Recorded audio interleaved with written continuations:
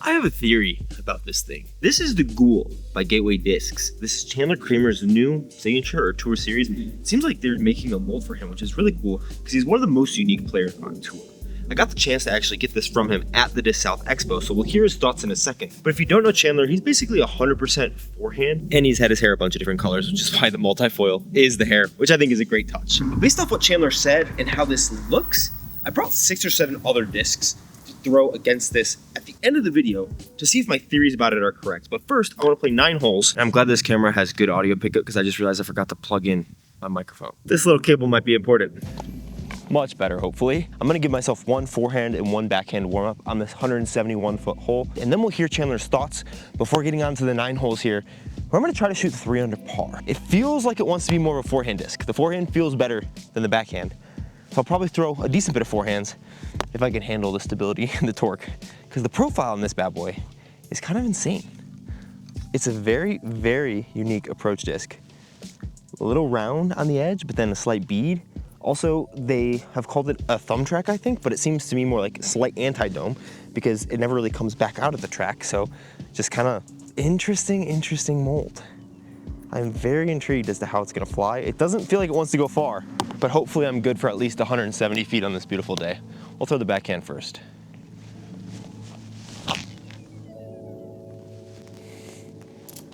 That was way glidier than I expected. That was kind of surprising.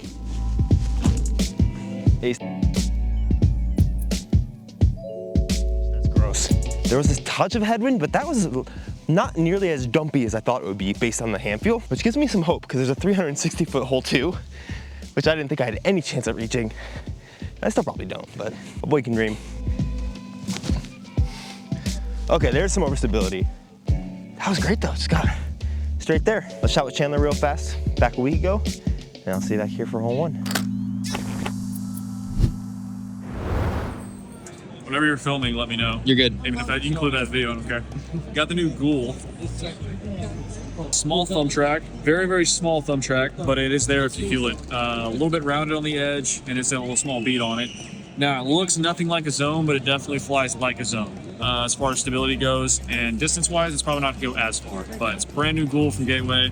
It's got approved like 4 days ago as of now, so dang. Yeah, so be on the lookout for this one. That's sick. Are you gonna get any of these in premium, you think, and throw them, or do you like the base stuff? I like the baseline stuff specifically, but like feels so grippy for forehands too. For now, baseline stuff because that's what I like, but they could be talking to make this premium ones. Yeah. Also, this disc is one of those discs that feels maybe 40 times better on a forehand than a backhand. So it's a good thing you never throw those. Yeah. No, correct. Well, you guys are back with Chandler. I realized putting with this thing isn't that bad, so we're doing straight up 1 disc right now. We're just gonna play with this through my PA3 back in the car. And the second rule is if the shot is under 220, I have to forehand it. Only feels right because it's the Chandler Kramer challenge. 220 is not crazy far, but I don't think this thing wants to go crazy far. Oh, well, I parked it. I shorted that so bad. I gotta do my full Chandler Kramer warm up where it looks like he's throwing that lefty backhand, really gets everything engaged. Oh, I was very intrigued when Chandler said that this was like a zone, because it feels absolutely nothing like a zone. And I still don't anticipate it to be a zone. I think I have an idea. I mean, you've seen the title. You probably know what I think it's gonna be.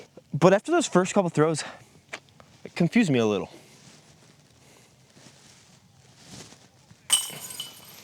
I don't hate it for putting though. It's actually pretty good. The backhand definitely feels worse than the forehand.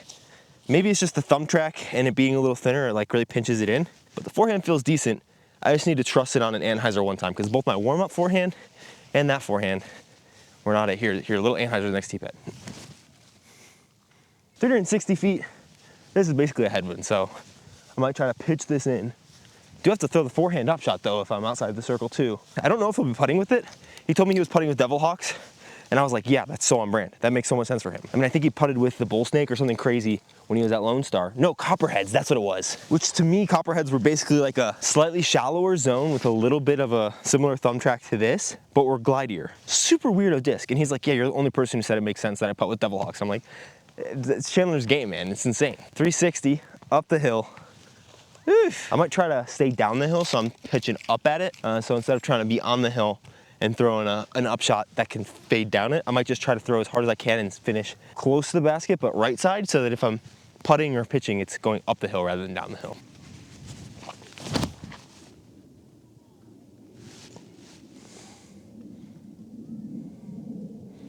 I wish I didn't say all the things that I said, because I did not release that on Anheuser. This might be one of those discs where the harder you throw it, the more overstable it gets. It could have slipped out because the feeling, it wasn't super secure in my grip. So I was kind of between like my normal power grip and like trying to find something else with it. I'm very intrigued about what the rest of this round is gonna look like with this thing, because that was not what I expected. This will be interesting. So I'm gonna try to throw an Anheuser from right to left at it. I'm gonna assume it's more overstable than it is. Just that way I finish lefter. Come on. Oh, that was so good.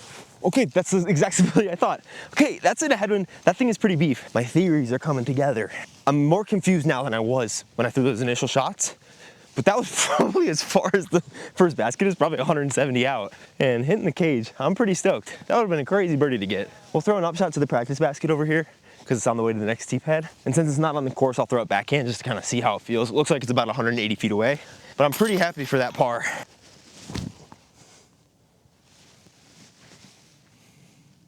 That is an interesting flight. It does seem to be more forgiving the slower this is weird. I need to throw it more before I give any final thoughts, because sometimes when I'm reviewing a weirdo disc like this, I'll say something at the beginning of the review and it looks so stupid 3 holes later. And I can only limit how many things make me look stupid in a video, you know what I mean? Looks like hole 3's in the shorty position, 180 right up there. Either way, it's a forehand because it's 220 in the other one, 219. So I think we'll throw a similar forehand to what we just threw, just maybe a little harder. Stay up. Yeah, threw it a little low, a little higher. It's more glide than I thought. Out of my hand, I knew I turfed it a little, and I thought it would be about 50 feet shorter than it was, but I kept fighting up the hill as it went from Anheuser to Heiser. Not my best shot, but I still have a birdie look.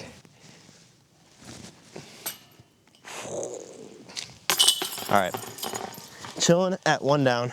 Not a terrible putt. I'm surprised at how much I don't hate putting with this for it being a little anti-dome. That little micro bead on the bottom, I think, saves it. Otherwise, I don't think I'd like it much, but I kind of like it. 201 feet, straight ahead.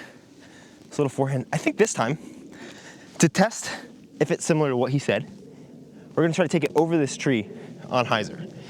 Because I would throw, a 200-foot Heiser with an approach disc is what I would throw.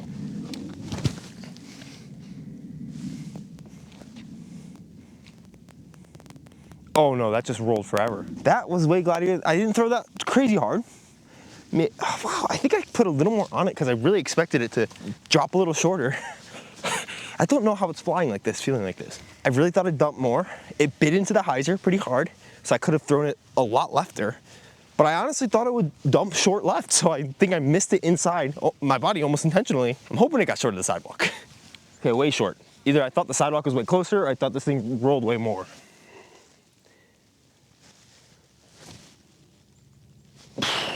I really need to work on a step putt. I think that'll be super, especially since it's not banned. I think it'll be so useful. This stamp really is one of my favorite stamps of a pro's face. I think it's hard to do it well, even on the Sphinx that I had last year. It's just a little awkward to see my face on it. It's like kind of my face. It's not even fully my face. I think this is so well done. That's also why this year, my tour shirts, this that'll be coming out, does not have my face on it. It's either gonna be 255 or 234. I don't know where the basket is. Oh, way left. So you might be able to see it in this tree. It's past that tree there. 255 up the hill with a left to right tail. Means probably throwing a touch of Anheuser up there, letting it fade. I'm really hoping I just misreleased that first shot I tried to throw hard, because when I'm typically gripping a disc, if I'm holding it in my normal grip, it's holding like this in my hands. But right now I actually have a little fan grip, because this one, the way that the rim and this concavity in the disc are structured, if I'm gripping it normal, it's holding more down in my hand, which is more Heiser. So instead of normally it's flatter. And again, I'm a touch of fan grip. So I don't know if maybe I try a touch of fan, or I just try to get more over on it, because I'm not comfortable throwing fan grip, especially relatively hard. And this thing at 260, I still think I need to throw it pretty hard. We'll try. That's better. Did a lot more Anheuser. Okay, now we're talking, That's more of how I thought it would be. Maybe it's just the torque. Maybe it's very torque resistant, so it glides well. And I'm torquing it over a touch of my forehand, but it's reacting with glide. Because that one is a much spinnier shot, and it just kind of dropped. It didn't fade much. I'm not going crazy after all. I'm already there.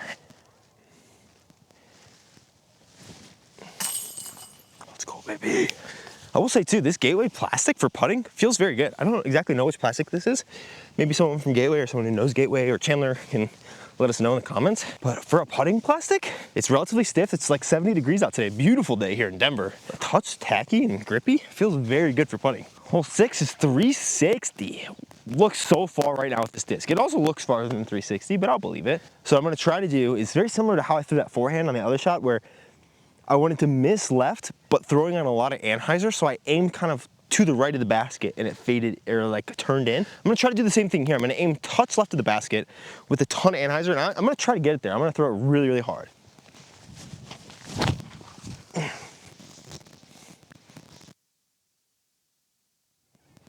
Yeah, dude, that just stopped. Now we're cooking with my little question marks at the beginning of the video, my title or thumbnail, whichever one I decided to put in. Zone and Berg had a baby, but I think it's more right than I thought. At slow speeds, more zone-like. At high speeds, more Berg-like. Pretty interesting disc. Don't know if this one will be a birdie. I don't even know if I got in circle 2, and I threw that thing pretty committed, pretty hard. 284.78 feet. What?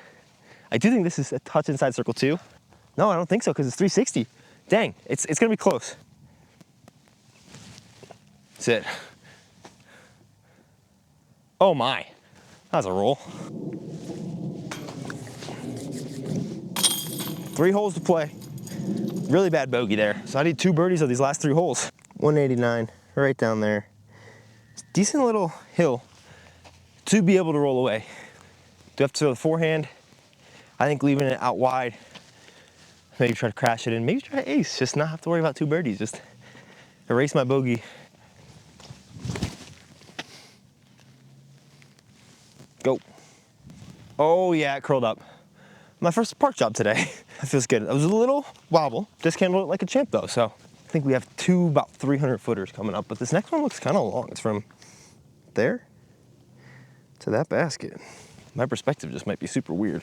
Oh, it says 291. So basically max rip. Great.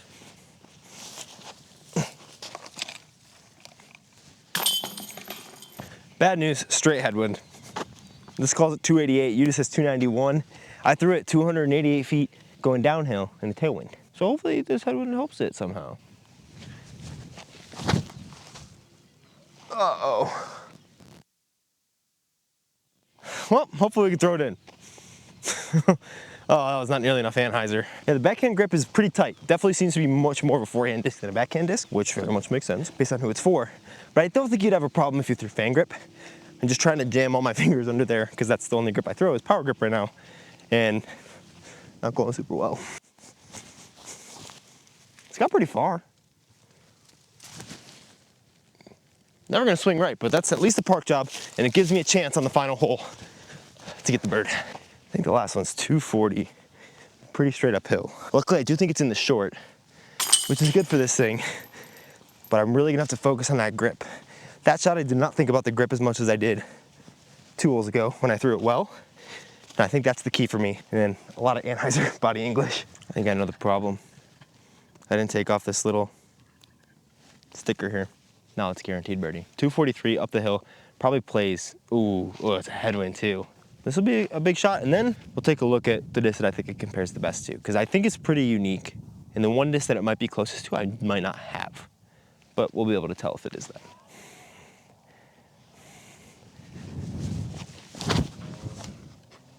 Go. Wow, that does not want to go anywhere, but I have a putt, that's all that matters. Come on. Let's go, baby, 3 down, come on.